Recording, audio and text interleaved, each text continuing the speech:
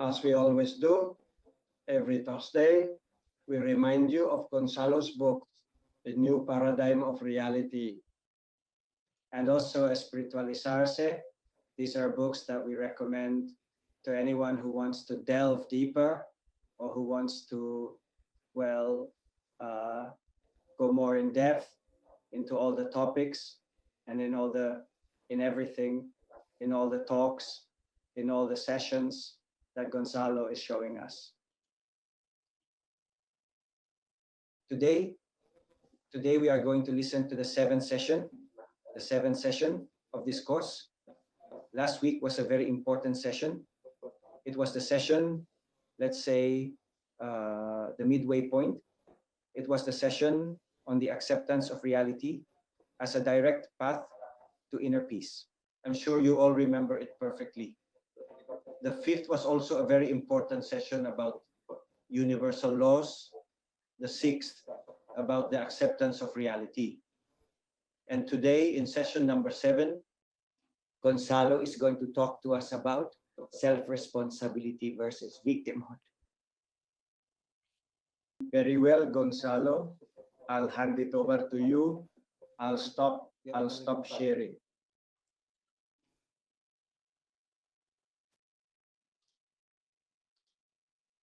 We're ready, right? We're ready. Perfect. So then, as you said, today we will talk about self-responsibility, right, versus victimhood, right, and how this is an important topic to understand, also to achieve our inner peace, right? As you will see, or as we will now explore, this concept of self-responsibility is closely tied to the topic of accepting reality that we discussed in the previous session, right? And if you agree, let's start by remembering, so that what we are going to say today makes sense. What is the main function of the universe, right? In previous talks, we have proposed the idea that we are in a school of souls, right? That all physical worlds, all worlds in the third dimension are schools of souls. This planet and others that may be out there, if they exist, which without a doubt they must exist, right? And how this vision that mystics and spiritual masters have always had. Remember, we mentioned in Christianity Saint Basil and Saint Alphonsus, right? But also in Oriental philosophies, the same is asserted. How this then makes more rational sense once we are involved in modern physics, right? In quantum physics, and not so much in classical physics of antiquity, right? So we know, or we have stated that consciousness in a way shapes reality, right? And that it does so with an educational purpose, with a purpose of love. In the universal laws, we saw that everything that happened in the universe for love, right? And then from there, our need to accept the reality we saw as the will of God in the world, you know? So in life, in the world, when things happen that have pedagogical value for us, right? But therefore are not always pleasing to our ego, we can always take one of two attitudes, right? The first is the victim mentality. The victim always blames everything that happens on external circumstances. And it is, for example, very easy for the victim to think, well, I can't be happy because my partner is impossible, or because my boss is unbearable. Or if you are the boss, because the employees are lazy and don't do their job well and lack initiative, or because society is terrible, or because there is an economic crisis, or because I am not healthy, or whatever. Always, somehow, we blame our internal feelings or emotions on anything outside of us, right? That would be the victim's paradigm, so to speak, right? And we realize that victimhood creates two serious problems for our inner peace, right? And both are that we usually feel a feeling of either lack or of helplessness, right? Or both together, okay?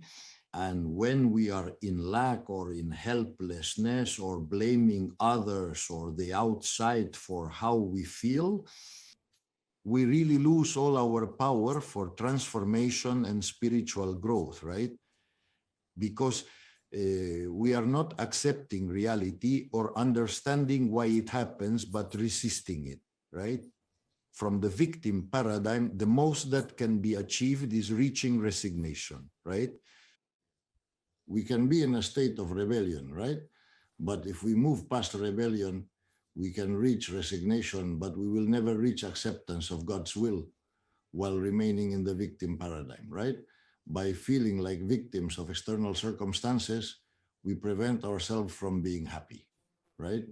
However, the paradigm of self-responsibility, it allows us to understand that everything that happens to us, right, is directed and created by the universe through universal laws for an educational purpose, which ultimately is a purpose of teaching, a purpose of love, right? Of the purpose of the universe is that the children of God, which are the souls, right? So they can grow, right? The level of consciousness and be able to unite with God more and more each time through the evolution of consciousness, right? So notice that one of the phrases we often use when we talk, right? It's this one, isn't it? We say, this bothers me. How many times, without realizing it, have we thought that or expressed it that way, right? And what I propose is to move to a different paradigm, right? Where we no longer think this bothers us, but instead I get bothered by this. Okay, the fact that I get offended, bothered, saddened, or have any emotional or sentimental reaction negative, it is my responsibility. I am the one who has to learn to manage my emotions and my feelings, regardless of the external reality, right? Therefore, since language is powerful, one of the first, let's say, suggestions, right?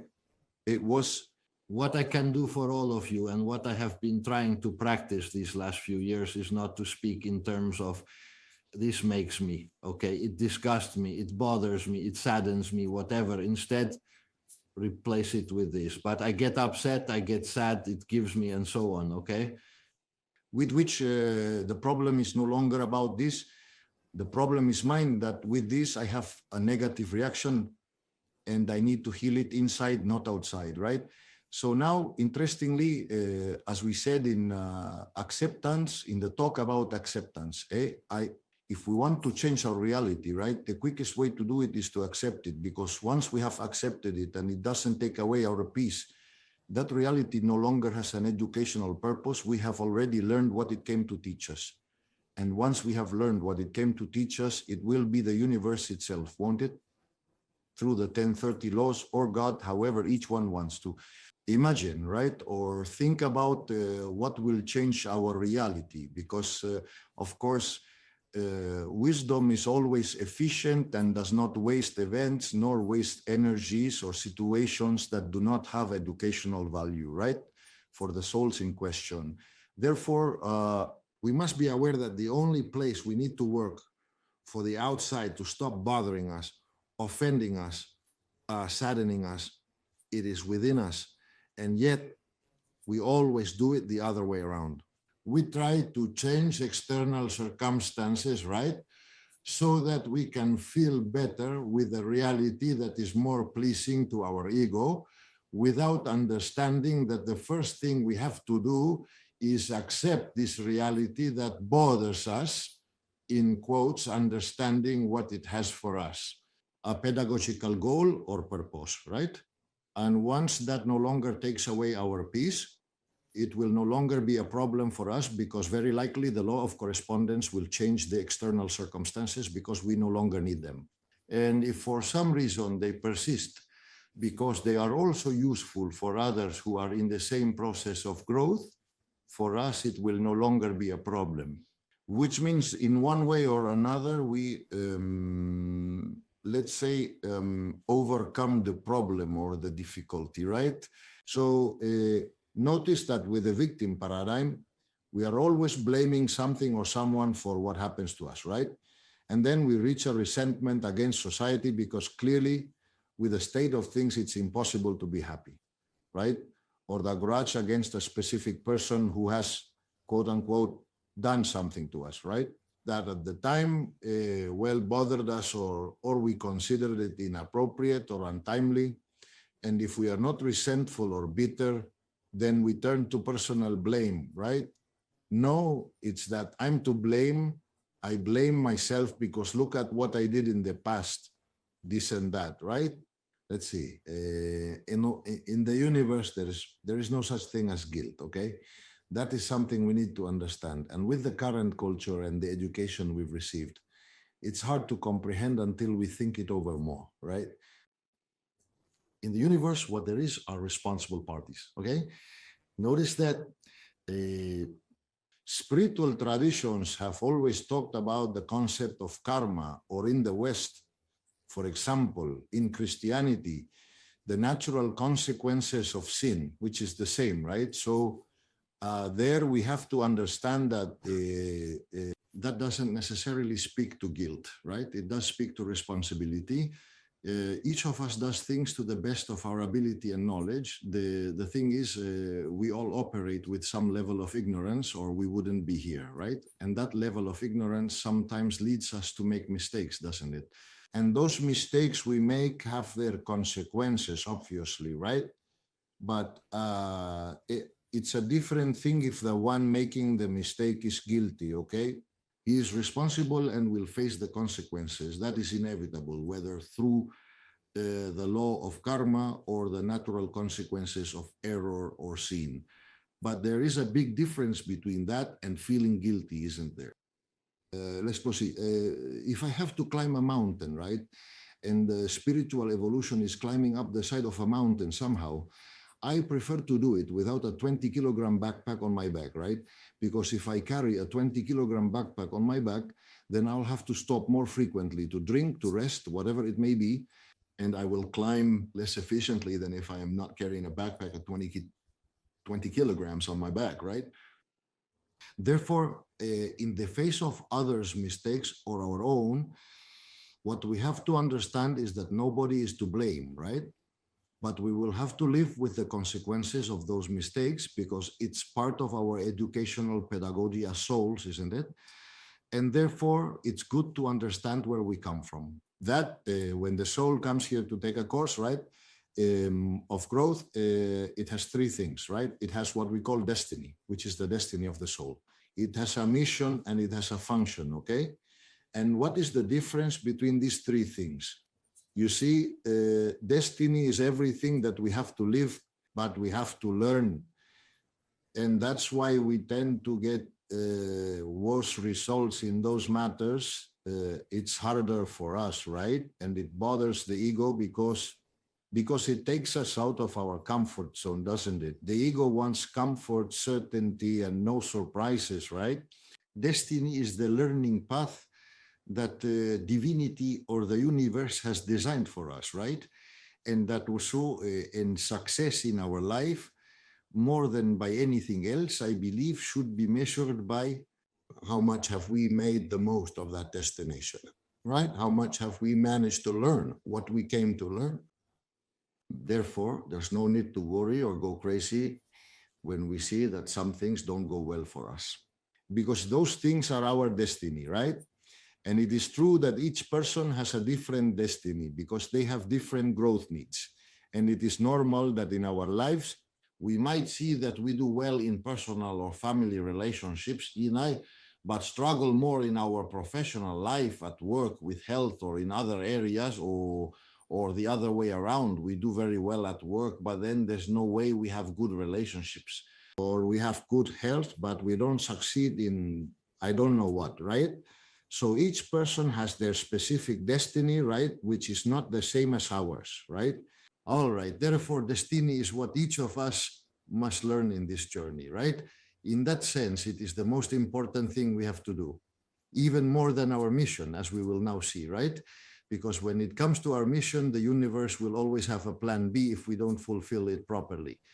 But our destiny is inevitable, isn't it? And therefore, also, you know that many spiritual teachers have always said that the greatest service we can offer to the world or to the entire universe is our own growth, right? Because that raises our vibration, and that vibration is used wherever God wills, right?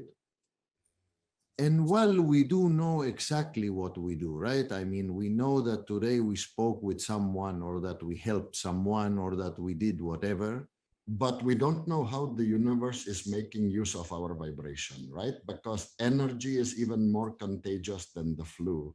And that the elevated contagion of a person we saw in the levels of consciousness, for example, that with a level of consciousness like Mother Teresa or Gandhi, it could counteract the negativity of millions of people, right? Up to 700 million people they had calculated, right? Therefore, I insist that our personal growth is in itself a great service we can provide to the universe, and that happens passively, right? Our mission is what we actively do in a certain way to contribute to the growth of others. You see, destiny is what we do to grow ourselves, and the mission is what we come to contribute to the growth of others. Okay? And the mission is what we already know how to do in some way through the, yes, because of the previous growth of our soul, right?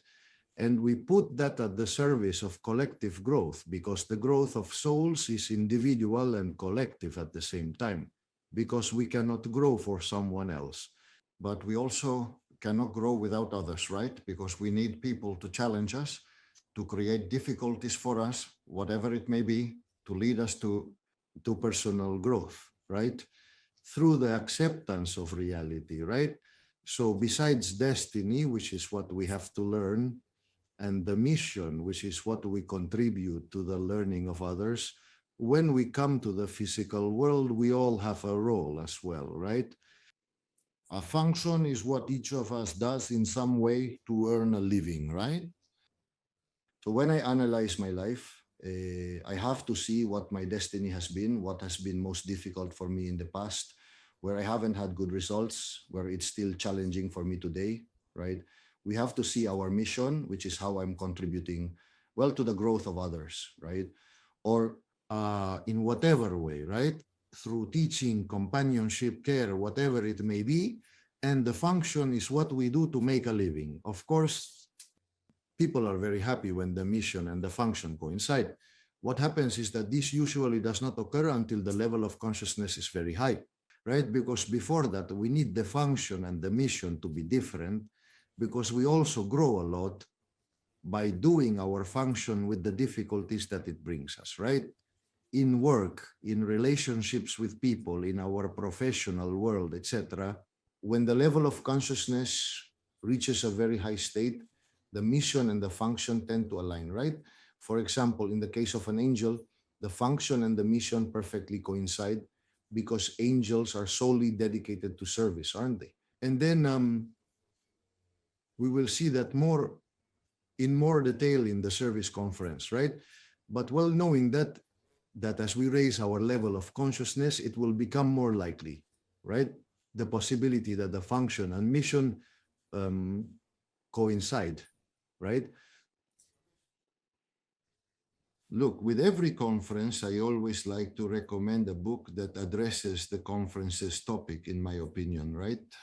With mastery, right? And with care, right? In this case, on this subject of self-responsibility and victimhood, I would like to recommend a book by a Canadian psychologist, an expert named Annie Marquier, with Q, Marquier. And the book is called The Power of Choice. I also think you can find the PDF online, but anyway, if not, it can be bought on Amazon or whatever. I think this book does a magnificent treatment, right, of the difference. Well, in my initial book, I dedicate a chapter to it. I also dedicate an epigraph to it in the second one, Espiritualizarse, right? But well, this book I'm recommending is entirely devoted to this, isn't it? So I think it can help you. It helped me a lot to read it. I liked it. I think it explains everything quite well. And therefore, I recommend it to you, right? And notice that the author in that book If you allow me, I'm going to read it to you because why should I make it up if it's very well explained, right? It perfectly explains what the symptoms of victimhood are, right? What happens to us when we are in the victim paradigm, right? And she says that, of course, we are usually frustrated because we always have a sense of lack, right? We always experience a persistent dissatisfaction that is either expressed or repressed. The feeling of the victim is this feeling of poor me, right? We often have. For example, victim mentality leads us to constant disappointment in relationships, right? It's hard for us to maintain healthy and pleasant relationships because we're always thinking that we don't receive everything we deserve. For example, inability to focus on myself, right? Because when I'm in the victim mindset, I'm focused on the external, right? What is problematic or what I see as problematic because I don't see myself as problematic. The blame is always on the outside. There is a great lack of wisdom there, right? Because reality is not well understood. And there is also difficulty with objectivity and discernment, right? When I am in the victim paradigm, we generate a fear of deception, fear of abandonment. We have feelings of loneliness. It is difficult for us to love unconditionally. We have a persecution complex, a feeling of living in an ungrateful world, inability to receive love, right? A feeling of injustice, of helplessness. We don't understand that injustice does not exist in the universe. The only thing that exists is correspondence, right? But not injustice. In the universe, there is perfect justice, right? One thing is an evolutionary process of consciousness, and another thing is injustice, isn't it? For example, when we are deeply in the victim paradigm, we feel highly susceptible to everything, right? That triggers the negative programming within us, doesn't it? We lose self-esteem, develop feelings of guilt, and believe that we work hard but achieve little success and little enjoyment. It's difficult for us, isn't it? From the victim paradigm, also, it's hard to experience joy, lightness, humor, peace, right? And usually we are very tired and often develop illnesses, right? Anyway, these are some of the symptoms that surely you may have observed in yourselves. I have observed almost all of them in myself, especially when I was in the victim paradigm, which I was, right? Before understanding spiritually. Well, all these things that we are talking about in these sessions, right? Therefore, if you have seen in yourselves some of the symptoms that I just mentioned, well, that might mean that at least in some percentage, we are still somewhat in the paradigm of the victim, and we need to reflect on it, right? Through introspection, okay? So we were saying that souls come with destiny, mission, and function, and therefore one of the things we need to start learning right away, no? It's about respecting other people's destinies, right? I mean, we usually see people making mistakes and immediately blame them, right? For being idiots, for being stupid, for not trying hard enough. We need to understand that they are living their destiny and that these are things they need to learn, right? And if indeed the divinity is giving them the opportunity and the time to learn it, we cannot take it away from them. I don't know if I'm making myself clear, right? So notice that this respect also leads to two things, to two important consequences. One is that it eliminates our ability to serve. When we talk about service in one of the last sessions, we will see how one of the absolutely necessary tools to provide good service is respect, right? Without respect, we cannot serve, right? There's a phrase from spiritual teachers, a really good one that I read I don't remember which mystic said it, but I remember the phrase stuck with me, right? It said that to serve with love, it is necessary to respect with wisdom. And to respect with wisdom, it is necessary to understand that everyone is living a destiny, right?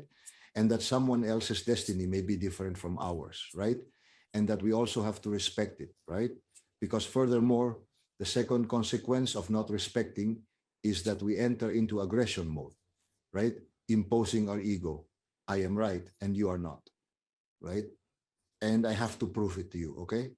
And then when there's aggression or imposition of ego, we need to understand that humans have 3 levels of aggression that we need to be vigilant about, right? Of course, the first level of aggression is physical aggression, but I suppose most of the people at this conference are no longer in the problem of physically assaulting others, right? It's an issue that has somehow been overcome. I mean, for those of us here, not for society in general, as we see every day, right? But physical aggression is no longer typically a problem for us. But we have a second level of aggression, which is verbal aggression, right? I mean, we're not hitting anyone anymore, but we are arguing with people and contradicting them and telling them that we know more or that they are wrong or whatever, right? What we call verbal aggression. But even if we have already mastered that, then we need to focus on a third level of aggression, which is mental aggression. Notice that we, for example, when I was a younger man, this happened to me a lot. I used to think that if I thought someone was an idiot, well, it didn't matter. So nothing happened, right? I mean, as long as I didn't physically attack or insult them, me thinking that someone is an idiot, well, it didn't have any effect on anything, right? Because it was an unexpressed and unacted thought, right? And therefore, but it's a big mistake that I made, thinking that that mental violence has no effect on reality, right? Yes, it does, because once again, energy is more contagious than the flu, as we have said many times, right? And thought, as we will see in the next session, is it's a thing just like a table. The only difference is that the table I am touching now has a slower vibration, and that's why I can touch it, and thought has a faster vibration, so I can touch it. But that doesn't mean it's not made of the same thing as the table, right? The truth is simply higher vibration energy. In fact, I have a book here in my office titled Thoughts Are Things, right? The thing is, there are things that vibrate faster.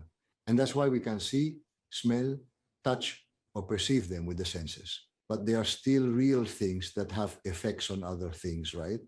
And therefore, although we have to understand that our thought is not what creates our reality, but rather it is consciousness following our learning needs, it is true that pure thought has many effects on everything. Nowadays, almost all doctors recognize the power of thought on health, right? What is called the psychosomatic effect, right? Even the most traditional doctors have observed it many times and no one denies it, right? Therefore, if thought affects our health, well, it also has an effect on other things, doesn't it? For example, if I am relating to a person I think is an idiot, stupid, who I don't like at all, who I'm fed up with, whatever, even if I don't express it and even if I don't act on that thought is hindering my connection with that person because their energy field does perceive it, although he may not realize it. You know what I mean? Therefore, we have to understand that if we want to be of service to others and want to have loving relationships, the relationships of love versus ego relationships, we must watch our mental violence, right? It's the last level of violence to be eradicated. First, the physical is eradicated, then verbal violence is eradicated. And to eradicate mental violence, we indeed need a higher level of consciousness than to eradicate the first two. And in that sense, we have to be aware, right? Because many times the thought is the origin of the action, isn't it? And it is very difficult to do something that hasn't been thought of before, right? And therefore, with other people, if we want to be of service and able to help them and contribute to our mission, right, we have to learn to maintain neutral thoughts about, above all, right, especially about people, right? And the neutral thought is that which understands that this person is a soul and therefore is your sibling because they have the same parent, right? And that they are on an evolutionary path just like you, and that there are souls that are not to blame for being more childish, just as my grandson is not to blame for being 3 years old and having to go to preschool for now. And if at 20 years old they are still in preschool, that's another problem. But being in preschool at 3 years old is normal, right? And so notice how we allow small children much more leeway in anything because we don't expect them to know how to manage themselves. But when the physical body of the person is already an adult, we have expectations or demands, right? Generated by ourselves on how others should behave, right? Which sometimes do not correspond with the evolutionary level of the souls in question, don't they? And therefore, that respect, right, for the other person's evolutionary process is absolutely necessary if we want to be of service and if we want to eradicate mental violence, right? Because we always have egotistical opinions about how everything has to be or should be, right? And when people do things differently, it sometimes causes us a lot of rejection, doesn't it? A lot of internal allergy, right? And we have to learn to resolve that within ourselves, right? So that we don't have, I insist, mental violence, right? Because spiritual transformation does not mean or imply any aggression towards other cultures or others' destinies. That must be respected. I mean, to defend love, you don't have to attack the opposite, right? In fact, the gospel doesn't tell us that attacking evil is the best way to impose good. Rather, it tells us the opposite. The gospel says that we have to drown out evil, in quotes, with an abundance of good, but not to fight against it or attack it. It is simply to drown it in an abundance of good, right? No? Or as St. Augustine rightly said, mercy is a river that knows no borders. A great phrase, right? Where there is no love, put love and you will draw out love, right? Love always prevails. It is impossible for it not to prevail because it is the fundamental force of the universe. But we must learn ourselves to live in love, right? And that means respecting the destiny of others, doesn't it? So we also have to understand that this is an important concept to understand for everything, right? It's that when we make a mistake, or in Christian terms, a sin, right? So we are not offending God, right? God is unoffendable. I mean, for God to be offended, he would have to have ego, okay? And of course, a God who can be offended is not love. Love never gets offended. Love teaches, love understands, love forgives, but love does not get offended. It is the ego that gets offended, okay? That's what we need to be clear about. And every time we feel offended by something or someone, we need to know that we still have within us a part of ego that we haven't, in some way neutralized or transcended, right? And this leads us also as a central theme of self-responsibility to talk for a minute about the topic of forgiveness, right? Because the gospel tells us that we must forgive 70 times 7, meaning all the time, right? But when we talk about forgiveness, we have to understand that there are two types of forgiveness. This is what must be understood, right? The superficial forgiveness and the deep forgiveness, right? When I was a younger man and had not delved into spirituality, I only understood or admitted in my mind what I call superficial forgiveness, okay?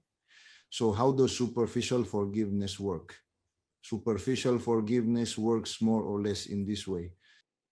I believe that so and so has done something to me, but since I am a man who wants to elevate himself, who wants this and that, I decide to forgive them, which at that point means not retaliating, not taking revenge. In other words, not doing anything, right? In the direction of retaliation, right? The problem with superficial forgiveness is that it has two fundamental issues. One, I still haven't understood how the universe works, right? And two, it can be selective.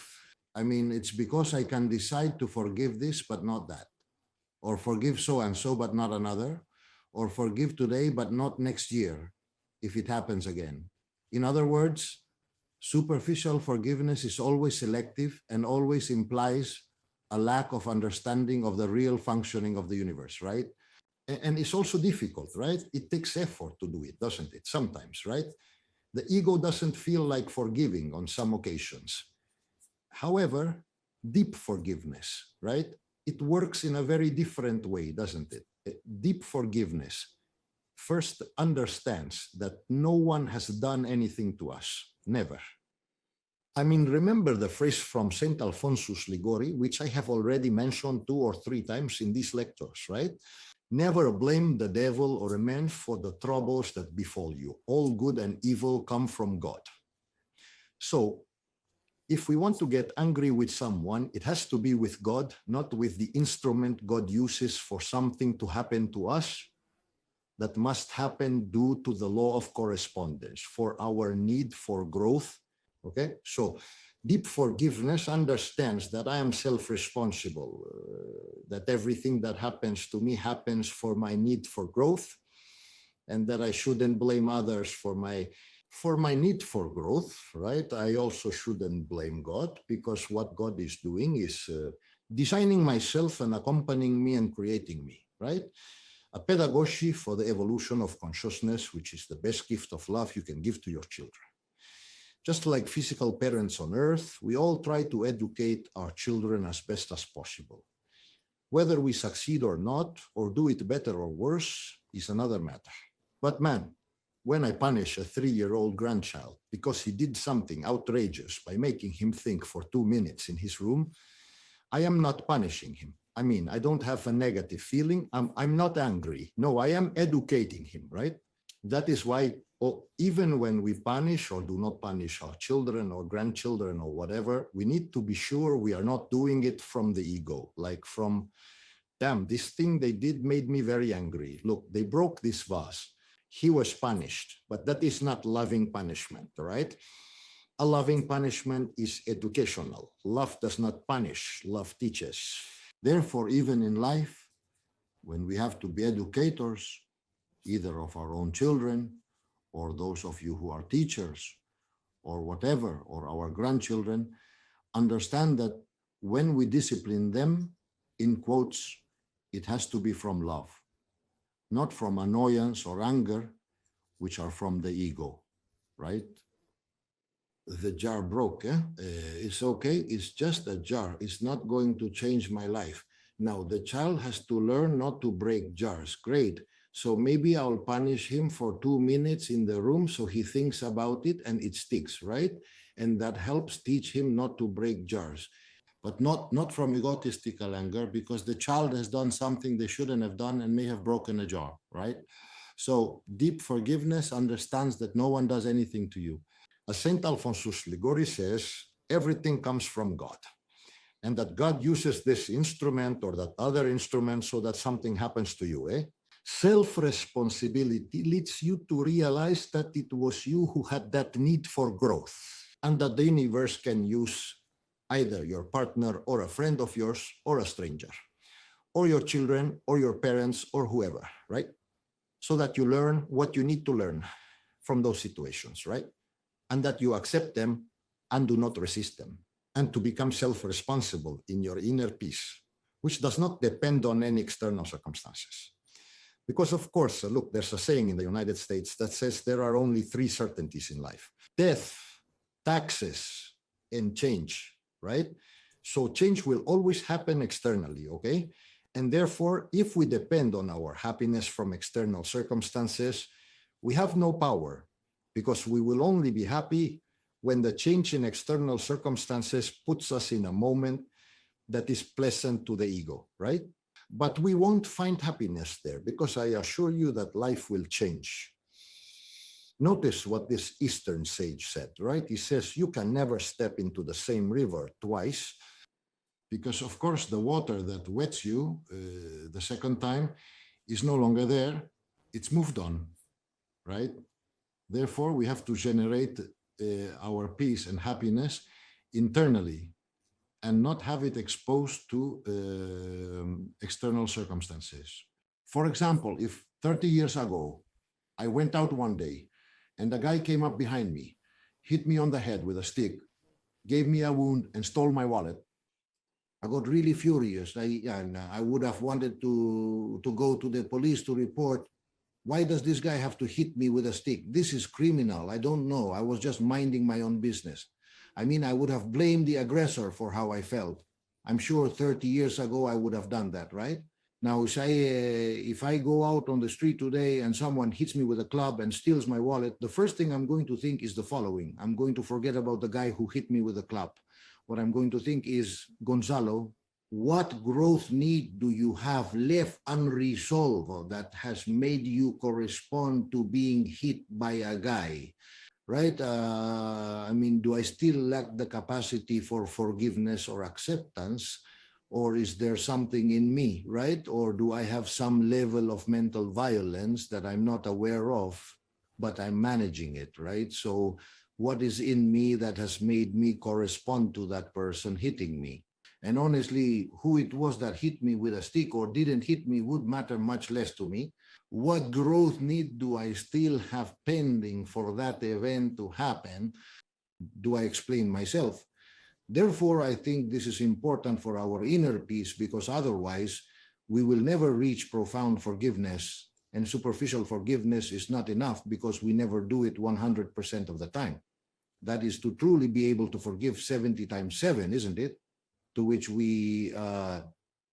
Jesus encourages us, or the gospel encourages us, we have to understand deep forgiveness. And then we realize that there is nothing to forgive, because I'm not going to get angry with the instrument that God uses, and I'm not going to get angry with God either, because that would be like my children getting angry with me because when they were 5 years old, well, I punished them for 5 minutes for something. If I remember that when they were older, they would say to me, you could have punished me a bit more and nothing would have happened, right? Of course, when they were 5 years old and I punished them, they didn't see it that way, right? But as we grow in our level of consciousness, we understand that we need all those things to grow, right? Therefore, assuming, as I call it, self-responsibility is one of the 7 tools of love that we must use, right? We have talked about acceptance as a tool of love, acting, right? Because the universe does not respond to inaction, that's the 2nd. Adapting, right? Which is the 3rd. Adapt without reservations to the place where I have to fulfill my function and stop fleeing from the place or thinking that happiness is elsewhere. Happiness is within me, right? Therefore, accept, act, adapt, be grateful, and assume our 5 of the tools of love, along with respect and value. I call them the 5 A's, the R and the V, right? The 5 A's: accept, act, adapt, appreciate, and assume. And then comes the R for respect and the V for value. And of course, when we don't value what we have, we are in the process of losing it by law, like as we explained also in the session on universal laws, right? So in that assuming, we must be aware that the soul has, in my opinion, 2 levels of freedom, as we stated in previous sessions. When we are up at home, before incarnating, there's the freedom to accept destiny, right? They might propose an easier or more difficult destiny, and the soul freely accept the destiny, because love is not through imposition, but inspiration.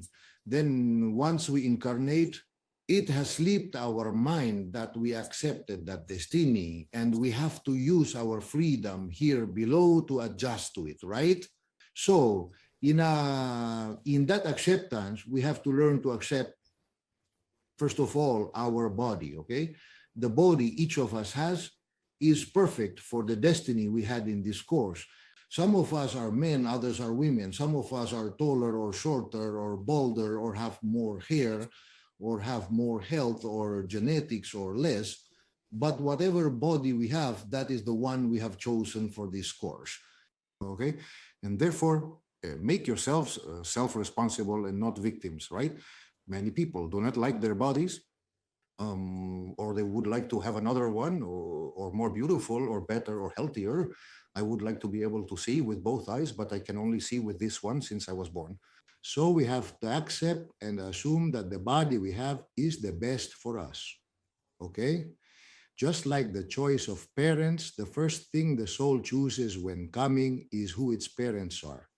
No, not because the parents are perfect, but because they are perfect for the destiny that soul has to live, right?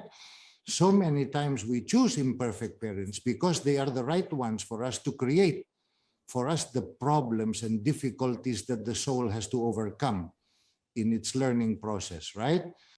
For example, the place where we are born or the country we belong to, we also have to accept it, right? Because it is, once again, the perfect one for us, for the destiny we would have at that moment. We have to accept the destinies of others. And above all, we have to accept our past and our decisions, right? Many times for people, a great lack of peace occurs when we do not accept our past, right? As we have all made mistakes, because otherwise we would not be human and would not have come here to grow, we often feel guilty about our past mistakes, don't we? So notice that we have to cleanse the past. I mean, we have to, because if not, our mind spends half the time in the past with, I don't know, with displeasure, right? For what we have done or not done, or what others have done or not done to us. And in the future with anxiety due to the uncertainty that the ego also doesn't like. But when we will talk about managing thought, we will talk about the need to learn how to keep the mind in the present, which is the only place where we can act. Looking at the past only has one purpose, which is to learn from mistakes, right? Making a mistake is not a problem with the universal law. The problem is not learning from it, because then we will repeat it, right? Therefore, it is truly important that we accept our past. Everything that has happened to us in the past, no matter how unpleasant it may have been, no matter how many mistakes we have made, is perfect and necessary to be where we are today, right? For our spiritual growth.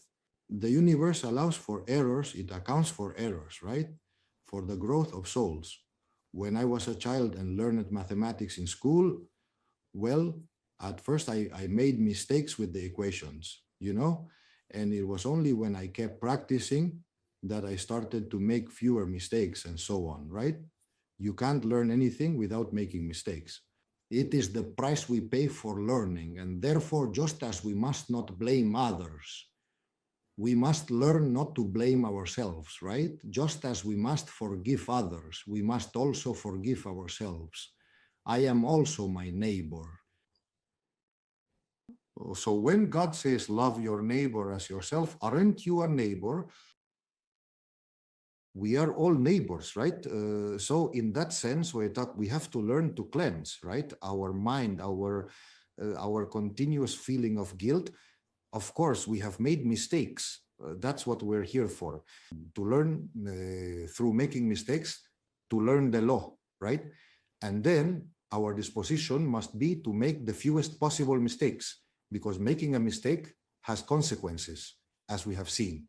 And simply avoiding the consequences of the mistake should be much more motivation to not make them than the threat of a future, past, present, or such punishment that it has never been enough motivation for us, right? Now, when we are aware that when we made a mistake, we are going to live with the consequences, I think that does, right, motivate us more to try not to make it, right? But in any case, it's very important to clear the past. Otherwise, there is no peace. So did we make a mistake? We made a mistake. Could we have done things better? We could have. Wow, when I look back on my life, I say, oh my God, if I could have made the decisions back then with what I know today, well, of course, everything would have been very different, right? But the thing is, back then, I didn't know what I know today. And I did the best I could with what I had, and thank God, the spiritual growth will lead us, right, to make better decisions each time, to make fewer mistakes. But for that, we have to raise the level of consciousness. There is no other solution, right? Because we have to understand that. And we also have to learn to accept our own destiny, which is the most valuable thing we have in life, because it is what will help us grow spiritually the most, which I insist is why we are here, right? And I would like all of us to start evaluating the success of our lives, not so much by material achievements or other issues, but by how much we have increased our level of consciousness. I mean, how well we have lived our destiny, right? I assure you that on the day we die, that is the only thing the soul will care about. Everything else, that is to say, I mean, our business will stay here, the money will stay in the account, the clothes, the watches, everything. We take nothing with us. The only thing we take is what we have learned, right? And therefore, that is where we need to focus our attention to make the most of the course, right? Therefore, we need to realize that our job is not so much to change the world, but to reach the inner kingdom. That thing about the change in the world will come later as an addition, as Jesus said, right? And well, once again, I think that's it for today. Although, yes, I could say a little more and such, but I've used up the 50 minutes we had planned, and we need to leave a bit of time for questions. So if that's all right with you, I'll finish the spiel here, and we'll start answering the questions that are there. But this topic of self-responsibility and victimhood is very important. If we want to have inner peace, we will never achieve it from the attitude of a victim. But yes, from the moment we take responsibility for what happens to us, for our growth and for our destiny, I pass the word to you, Juan, so that if there are any questions, we can address them. Thank you, Gonzalo. Thank you. Thank you. This topic touches all of us closely, doesn't it? Yes, for God's sake, yes, yes, yes. There are many questions, right? Yes, I never look at the chat while I'm speaking because it distracts me and I lose my train of thought, right? I've seen, if you allow me, a question that is good, right? Because there is a question that said, which I just saw right now, it says, if I am setting boundaries, does it mean I am not forgiving? It does not mean that. This is a, let's see, this is a very important question that I want to clarify, okay? Let's see. The best spiritual tool we have is setting boundaries, okay? What does setting boundaries mean? Setting boundaries means that love is love, but love is not foolish. In fact, right, there is a phrase in the gospel that reminds us of this, because I think I'm quoting from memory, but Jesus told us not to be like doormats, right? That everyone steps on, right? I mean, love doesn't lead you to be foolish, right? Love leads you to be loving, okay? So for example, I here in Miami live in a house that is near the sea and the canals and all that. There are usually crocodiles around, right? But I love crocodiles. They are creations of God. I don't kill them. I don't bother them. I don't hunt them. I give them their right to live, right? Well, I also love my granddaughter, whom I have here in Miami too, right? And the thing is, I don't put them together in a room because the crocodile will bite her. Am I explaining myself? Of course. So that doesn't mean I don't love the crocodile. What it does mean is that love is not foolish, right? That's why the gospel also tells us to be prudent, be astute, right? Because, well, the crocodile is the crocodile, my granddaughter is my granddaughter, and they cannot live together because it's not possible to coexist in such heterogeneous states of consciousness, right? So to set boundaries means that let the crocodile be in its place and my granddaughter in mine, and I don't mix them. But it doesn't mean that I stop loving the crocodile. Do I make myself clear? It simply means that I don't want them to bite my granddaughter. So that's why it's important to understand that setting boundaries has nothing to do with a lack of love. Rather, it's the opposite. Setting boundaries is exercising love with wisdom. There are situations that no longer correspond to us, right? I should not be involved in a shootout between drug traffickers. In other words, that's not something I should deal with, and neither should you. Therefore, I do not invite Pablo Escobar to eat at my house, right? Because I don't want some guys to show up on a boat and shoot him in the dining room, you know? But that doesn't mean I'm not willing to be of service to Pablo Escobar or that I don't wish him the best. What it means is that I cannot live with him because I do not want to be subjected to his levels of violence, right? So setting boundaries, for example, when a couple separates because things are not working, means they are setting boundaries, but they should do so with love. I say they should wish each other the best, respect what they have experienced together, understand it was both of their destinies, and be willing to support each other in the future, but not be bickering all day, right? If they haven't managed to avoid that situation. So always delineate the loving solution to the impossibility of living together. I don't know if I make myself clear, right? So it's not about not forgiving. I mean, for example, I can forgive a partner who has been unfaithful to me 80 times, but love doesn't force me to live with someone who is not capable of fulfilling their commitments. Do you understand? So setting boundaries in that case would not be a lack of love, but rather the opposite. It would be precisely exercising love to avoid more problems, wishing the best for the person, for them to live their freedom and destiny. But they cannot live with me if they cannot fulfill their commitments. I don't know if I'm explaining myself right. Therefore, don't think that setting boundaries is not forgiving. Moreover, if you set boundaries without having forgiven, you're not setting boundaries correctly. That is no longer setting boundaries, it is excluding, right? To set boundaries with love, you need to be able to forgive. But forgiving doesn't mean being stupid, you know? You know what I mean, right? So, well, forgiving is forgiving, but forgiving is not repeating, okay? Sorry, Juan. I jumped ahead to the first question. There were two similar ones. There was, Very well. and also they were made almost at the same time. Gonzalo also asked. She said, sorry, Carmen Avila asked, can we forgive sincerely and deeply, but at the same time feel that we need to distance ourselves from the people we forgive? Sure, I just explained this to you in a way. Of course, you can forgive. I mean, you always have to forgive because what happens, you generate it. I mean, why am I going to blame someone else when the situation is generated by my need for growth? Okay. Therefore, if tomorrow a guy, a robber, enters my house and, I don't know, steals whatever and hits me with a club, I will forgive him. But you will also install bars so that they cannot enter a second time, right? Am I making myself clear? I mean, in some way, forgiving does not exclude setting boundaries. Both things must be done, right? You forgive, you are at peace, you understand that what happened to you was something you needed to experience. Maybe you had to learn that you have many things at home that you don't need for your happiness, and learn that your happiness shouldn't be affected because they are taken away, right? Forgiveness always, and setting boundaries always when needed, but having forgiven beforehand.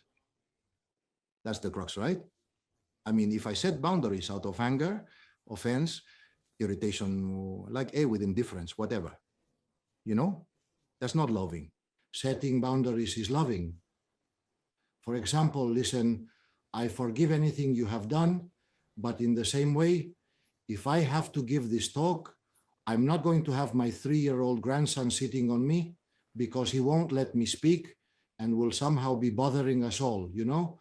But that doesn't mean I don't love my grandson. Of course I do. But at the time of the conference, I have to set boundaries with him, you know? Because my grandson has to be either taking a nap or in another room. Because if I bring him into the conference, he will ruin the conference for all of us. That is not a lack of love on my part. It is respect for the other people who are doing work, right? Of, well, study, learning, or whatever, right? So we must not confuse setting boundaries with a lack of forgiveness. I don't know if this was clear. Do you think so, Juan? Very clear. Very clear, Gonzalo. Yes. I don't think we have any doubts about this topic anymore. Sonia asks, makes a reflection, and also asks, right? She says, there are situations in life where the circumstances people face are far beyond their capacity for acceptance, and they break. And she asks, aren't there times when the events that occur seem exaggerated even from a didactic perspective? And I'm going to ask a question that is also related to this. From the question. Ario also asks, God, doesn't God have another way of teaching that doesn't involve making us suffer? I'll answer both if I can, right? And the second one is very funny, yes. Let's see. First, to say the spiritual teachers, and I think there is also some teaching in this respect in the gospel, that generally, of course, God is very wise, and God does not want us to I mean, it is not his intention or purpose that we fail, right? I mean, I believe that that it is generally true that some destinies are more dramatic than others, right? That's how it is, isn't it? But sometimes it's the bravest souls who dare to take on those more difficult destinies, right? We will never know that, right? Whatever it is, spiritual teachers often say that we will never be subjected to a situation that we do not have the possibility to accept, right? It can be easier or more difficult, but it's unlikely that things happen to us that we don't have the possibility to accept, right? Because that would be like giving a child in school a subject that is impossible for them. For example, I don't know, Manuel surely knows much more about this than I do, right? But come on, I don't try to teach algebra to a 3-year-old child, right? I mean, if I already know it's impossible, then I will get frustrated, the child will get frustrated, and we will all get frustrated, right? So I believe God knows perfectly what thing can each soul, right? Well, to learn or not to learn or to stop learning. And although there are some destinies more difficult than others, obviously, I think that generally, the divinity or the universe doesn't expose us to situations that are impossible for us to handle, right? They can be very difficult and such, but impossible, I don't think so, right? And then the million-dollar question is, why has God made things this way? Hey, believe me, I ask myself that question every day, right? I like watching some National Geographic programs about animals and such from time to time. I don't know, I enjoy it, right? And when I see those programs, I say, but these poor creatures live in incredible stress. I mean, because of course it's about whether they eat or get eaten, right? And of course, we, thank God, no longer live with the stress of someone coming to eat us, right? At most, they can come to kill us or insult us, but not to eat us, right? So in that sense, I also ask myself that, right? Couldn't God have made animals, for example, grow in consciousness by feeding on the sun? And then we avoid the whole process of predation. Well, look, I cannot get inside the mind of God, right? I can only aspire to know a little more each time how God has made things. But if we ask ourselves why he has done them that way, I think it's a question, at least on an intellectual level, useless, right? We will never be able to fully understand it. Maybe we can see it more clearly with the eyes of contemplation, but certainly not with the eyes of the mind, right? In that sense, what I'm clear about is that efficiency is linked to wisdom. I've always said it, right? We've always said it. If I make a lemon pie, since I don't know how to cook, I will have extra sugar. I will lack cream, you know. I mean, now a professional chef will have the perfect ingredients. Nothing will be left over or missing, and they will make a great lemon pie, right? Or a surgeon will make a better incision on the knee than I would if I had to operate on a knee, right? And so on. So I think that the efficiency is always tied to wisdom. And if God has made things this way, I have a deep conviction that he must have his reasons, okay? That for whatever reason, this must be the most efficient way for the growth of souls, right? But the truth is that I don't completely understand it to be able to explain it, right? Because I would like to keep in mind that the purpose of God is not for us to grow with suffering, right? Rather, I believe that the divine purpose is for us to grow while enjoying. I think we suffer because of our ignorance, right? So, of course, God has created his children innocent, just like babies on earth are born with innocence in their personality, right? And we go through a stage of ignorance to a greater or lesser extent until we reach wisdom, right? So, of course, there is only happiness in innocence and wisdom, never in ignorance, right? That has led some romantic philosophers, for example, to confuse innocence with wisdom. But as we said in another talk, and we recall it in case there are questions, innocence is distinguished from wisdom in that innocence can be tainted through different levels of ignorance, while wisdom is no longer taintable, right? So therefore, this is a solid happiness, and this is a happiness that will be tainted, right, over time for spiritual growth. Therefore, I don't know how to answer that question. I don't know why God has made things this way and not another way. But I do believe that if he has done it this way, it's because it is the most efficient and loving way to do them. I have no doubt about that, because God is love. And if we don't understand something, the problem is not with God, it's with our mind, okay?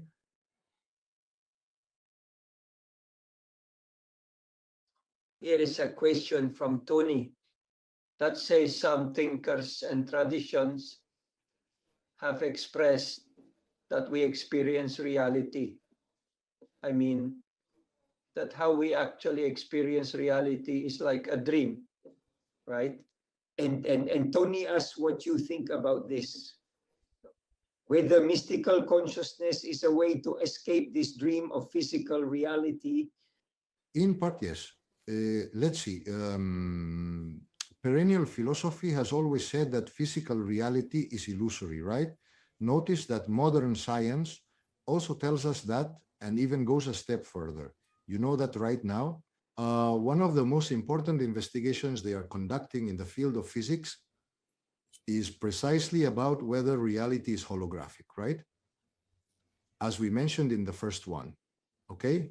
The first session, in fact, you will find it on YouTube. There are many scientists and thinkers who are going even a step further. That is, they are saying that we are living in a simulation, okay? So, well, I think that the universe is going to turn out to be holographic. I am convinced of it.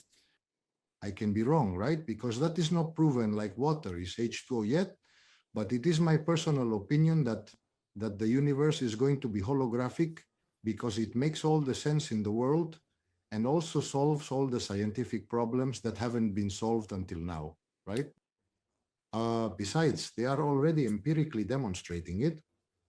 I believe it's going to be proven. Therefore, it's my personal opinion for what it's worth, right? And it coincides with the perennial philosophy of humanity and with what many mystics have said throughout history, right? Therefore, mystical consciousness,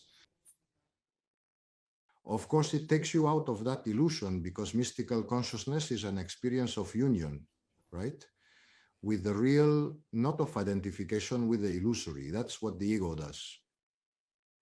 Precisely transcending the ego is what gives us the ability to step out of what is not real with capital letters, to immerse ourselves in what is real, right? Which is the spiritual world and God, right? And look, recently, Benedict XVI affirmed something that seemed very wise to me, you know, and note that I don't believe Benedict XVI is the person who understands mystical consciousness the most, but he said something very wise. He said, God is reality. Okay, so St. Paul also said it. I don't know if you remember, Yane, in him we live, move, and have our being, right? So mystical consciousness does take you out of the illusory world because it unites you and makes you see and understand the real world, right? Which is the spiritual one, which are the higher dimensions of the universe, right? That's my opinion.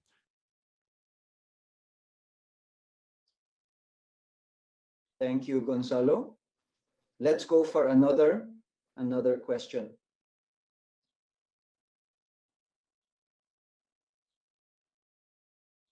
Miguel Angel says, part of what you indicate can be associated with conscious emotional management, using the appropriate emotion in each situation, even if it is unpleasant. Well, let's see. If we, the problem of emotions, like as we saw, right, in the second session of the multidimensionality of the human being, is that emotions originate in the instinctive body, right? And so therefore, in that sense, they are automatic, right? Like we have many bodily processes that are automatic, you know? If a lion chases us, it's automatic that we start running because the reptilian brain kicks in. And we're not going to start reflecting on philosophy at that moment, right? So what needs to be achieved with emotions and feelings is to quiet them, right? See, because mystical consciousness is neither emotional nor sentimental. That is the ego, okay? And that I have clear. So if I neutralize the ego cannot be neutralized until the emotions and the feelings are calmed, right? Furthermore, we even calm the mind, right? When we try to meditate or contemplate, otherwise, how are we going to do it? You know, calming the emotions doesn't mean that we no longer have them, right? And when we have a physical body, we are going to continue having instinct. And if we have instinct, that will produce emotions, right? But the important thing here with understanding emotions is that when emotions are calmed, they stop being automatic, right? And then we can voluntarily choose the emotion we want to have in any situation. For example, no matter how mystical I am, if I have children and grandchildren and I am watching a soccer game with them to share an activity and they are all fans of a team, well, and that team scores a goal and I'm happy with them and all, and we cheer and I hug them and jump with them and bring out a positive emotion, you see, or any other similar situation. But what a mystic doesn't do is let emotions or feelings occur in him. Negatives, right? They are the ones that cost us peace, aren't they? Because rejoicing over a goal from your favorite team doesn't cost you peace. Or being happy because your child was admitted to a very good university, that doesn't take away your peace, right? But if you get upset because your child was not admitted to that university, that takes away your peace. Therefore, we have to try to make emotions voluntary. That's the issue. Not automatic, because when they are automatic, they are dual. Sometimes they're positive and sometimes they're negative. But when they are voluntary, no one would consciously choose a negative emotion voluntarily, because no one in their right mind would do that, right? So the issue is that the process is, first, they quiet down, so that the choice of emotion or feeling we want to have at each moment can be voluntary. How do we calm the feeling? Well, not the same as the emotion. As we have said before, the feeling is calmed by thinking differently about the situation or the person who causes it. For example, I can feel terrible about the war in Ukraine, okay? Because what they're doing is an atrocity. It doesn't fit anymore in the year 2021. It's causing a lot of inefficiencies for all of humanity. And instead of focusing on growing and seeing what's happening with artificial intelligence and this and that, we're watching to see. How do we impose sanctions on those who have invaded? I mean, it's an evolutionary setback. It's a disaster, okay? So if I see it that way, I will feel very bad about the war in Ukraine. And if I feel bad about the war in Ukraine, I will lose my peace. Now, if I see it differently, yes, look, I do not approve of the war in Ukraine. I would not start it, right? I do not think this is good for anything, but it is happening. It must be the will of God, either direct or permissive, which in the end is the same will, all right? And therefore, it has an evolutionary value in the soul of many people, or it wouldn't be happening. Sure, if I see it that way, I will feel better than if I see it the first way. Now, accepting the war in Ukraine does not mean that I approve of it, or that I would not do everything possible to solve it if possible. I don't know if I am explaining myself right, but I also have to understand that there are things we are not going to be able to do by law. I would like to give you an example of this, you know? You know that when the English dominated India, Gandhi was the first leader who managed to expel an invading power without firing a shot, simply with moral superiority, without violence, right? It has never happened in the history of humanity, except on that occasion. But the law of the universe had planned for the English to leave India. that the time had come. I don't know if I'm making myself clear, right? And therefore he was able to do it. He was the catalyst, but it was in the law that the English had to leave.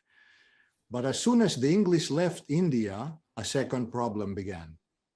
And that is the Muslims wanted to separate from the Hindus and create Pakistan so that the Hindu religion would not have to coexist with the Muslim religion. Gandhi opposed this. He did several hunger strikes, and he had every spiritual reason to do it, because Gandhi said, hey, you are the son of Gandhi, you are the Prince of India. But if the English have already left, what were we supposed to do? And now we are, well, we can all live as brothers. What does it matter if you are Muslim and I am Hindu?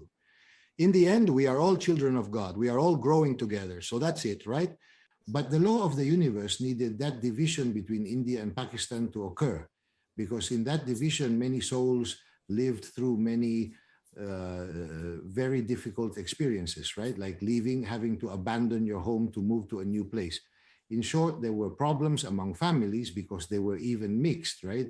Some were Hindus, others Muslim. And when Gandhi insisted, on the fourth and fifth attempts to stop it, he was shot. The universe took him out of the equation.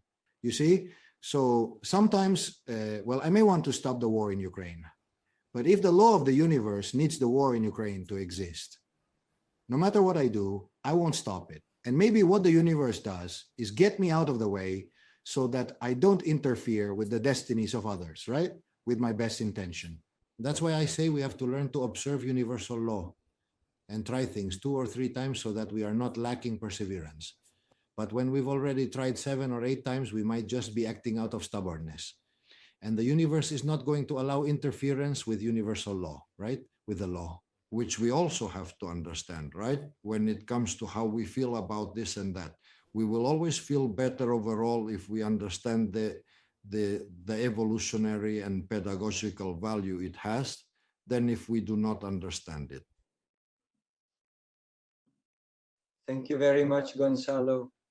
And also many thanks, and the chat. And we'll say goodbye here for today and invite you all to join us next Thursday, where we will see and listen to Gonzalo in session number 8. And he will talk to us about managing thoughts to achieve peace. So thank you, Gonzalo. That will also be important, I think. Important. Do not miss it. The next meeting. Very well. So, on the contrary, thank you all very much as always. Truly, it is a pleasure for me to be with you, and I hope this is helping somewhat. And we will talk about the management of thought in the next talk, because I believe it's a topic we need to discuss a lot. As you know, many wise people have said, the quality of your life will be the quality of your thoughts, right? And then let's see if in the next talk we learn how we can manage them better to have a higher quality of life. So thank you very much, Gonzalo. Thank you very much. Thanks. Thanks to you all, okay? Thank you. A big hug, a hug to everyone. Thanks.